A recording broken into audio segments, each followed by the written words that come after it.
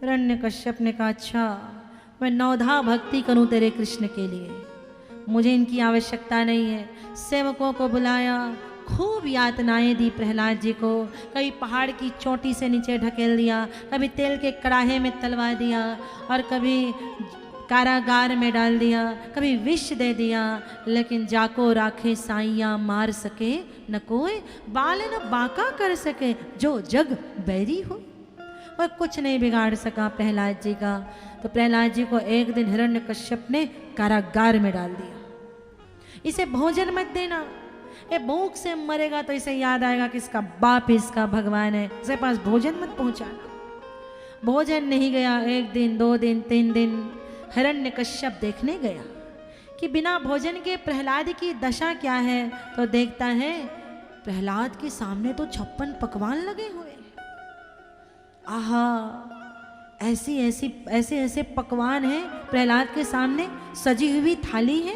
हिरण्यकश्यप देख रहा है ये सब आया कहां से? लड्डू, रबड़ी, रसमलाई,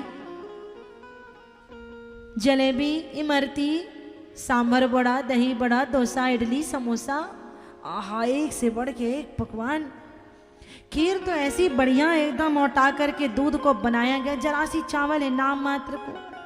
खीर नहीं मानो रबड़ी है, उसमें केसर एकदम घोट के मिला दिया गया, काजू काट काट करके मिलाया गया है।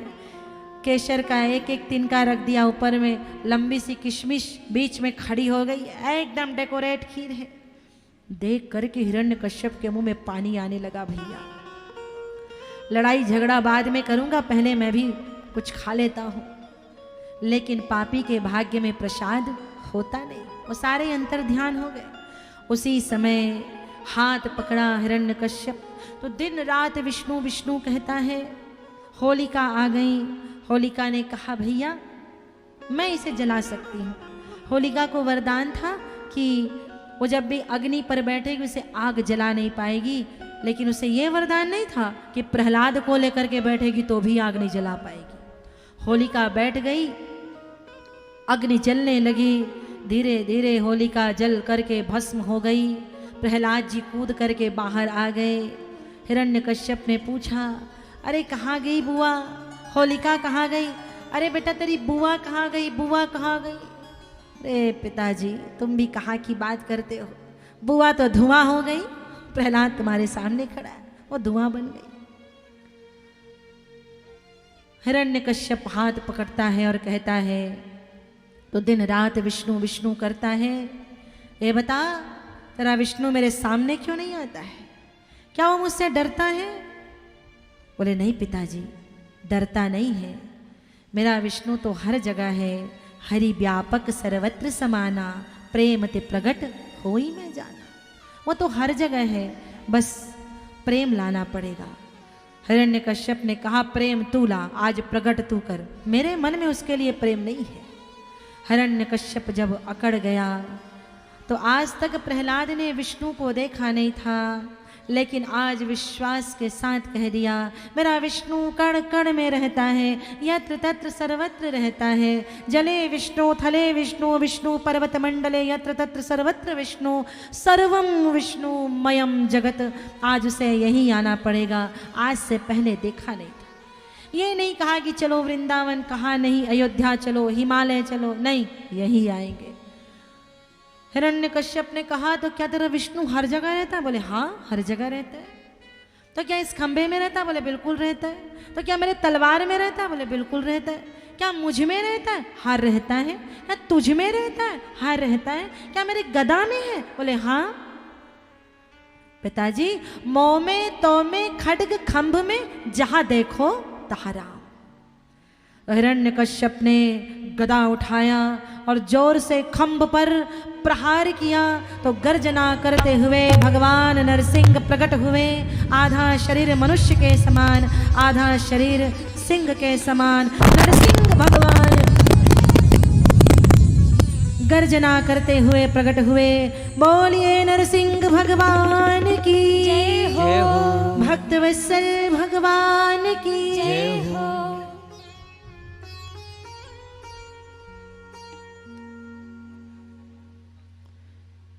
हिरण्यकश्यप देखते ही समझ गया यही विष्णु है।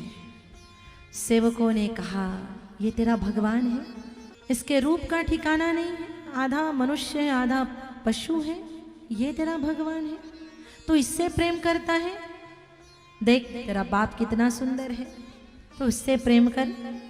प्रहलाद ने कहा, और ये भक्ति है, ध्यान से सुनना और समझना। प्रहलाद ने कहा तुम कहते हो ये सुंदर नहीं है? असुंदर सुंदर शेखरो वा गुणैर्विहीनो गुणिनाम वरो वा द्वेषी मयि स्याद् करुणाम्बुधिर्वा श्री कृष्ण एवाद्य गतिर्ममास्ति। तुम कहते हो वो सुंदर नहीं है, नहीं होंगे। तुम कहते हो बहुत सुंदर है, बहुत सुंदर होंगे। तुम कहते हो निर्गुणिया है, वो निर्गुण है। तुम कहते हो सगुण है, तो सगुण होंगे।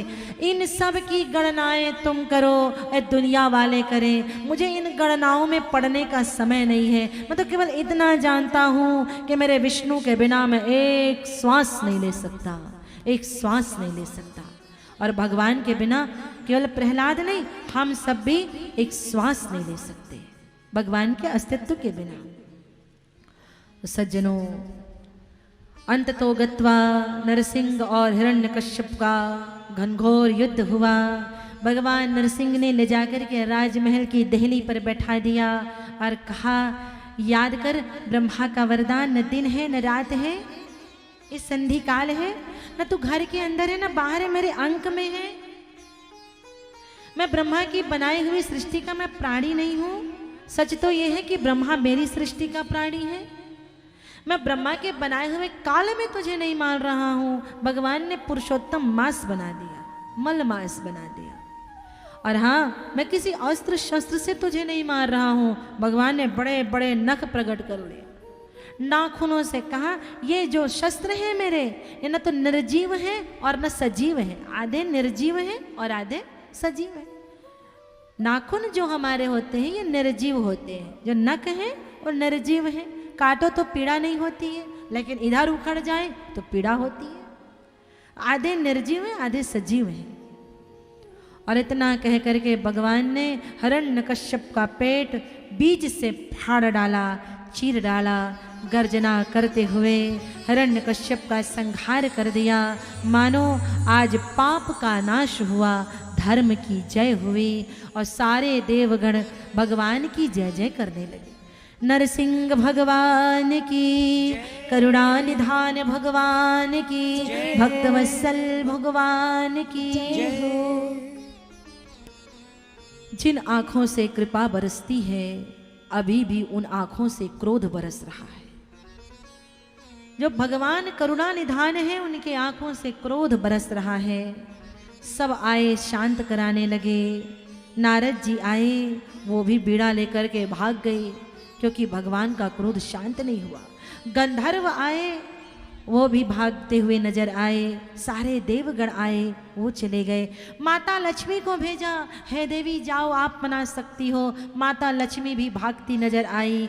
तो फिर प्रहलाद गए, प्रभु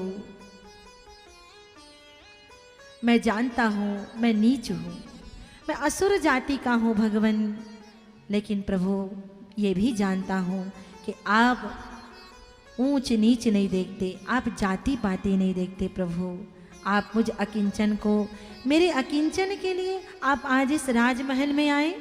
हे भक्तवत्सल करुणा निधान प्रभु, शांत हो जाइए। तो प्रहलाद जी को उठा करके भगवान नरसिंह सिर से पैर तक चाटने लगे।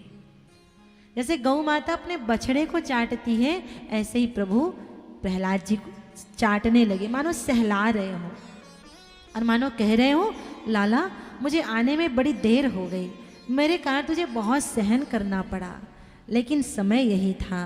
प्रहलाद जी से कहा, बेटा वरदान मान।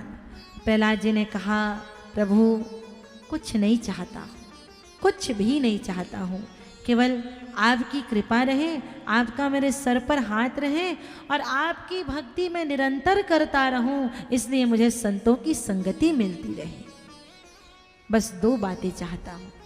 तो प्रहलाद ने कुछ नहीं मांगा तो कुछ नहीं मिला, ऐसा नहीं है। कुछ नहीं मांगा तो भी सब कुछ मिल गया, कुछ नहीं मांगा फिर भी सब कुछ मिल गया। कभी कभी हम खरीदारी करें और उपहार मिलता है कि भाई आपने 20,000 की खरीदारी की है तो 5,000 आपको गिफ्ट में दिया जाता है। वैसे ही प्रहलाद जी ने खरीदारी की है, सीधे जगदीश को खरीद लिया तो जगत उपहार में मिल गया, जगत भेंट में मिल गया। और भगवान नरसिंह ने कहा, प्रहलाद तुझ पर मेरी भी कृपा रहेगी, मेरे भक्तों की भी कृपा रहेगी। भोगेन पुण्यम कुशलेन पापम कलेवरम कालजवेन हित्वा।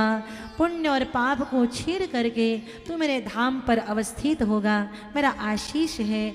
आशीष दे करके भगवान चले गए और मानो प्रहलाद जी के मन में वृंदावन बिहारी हमेशा हमेशा के लिए बस गए।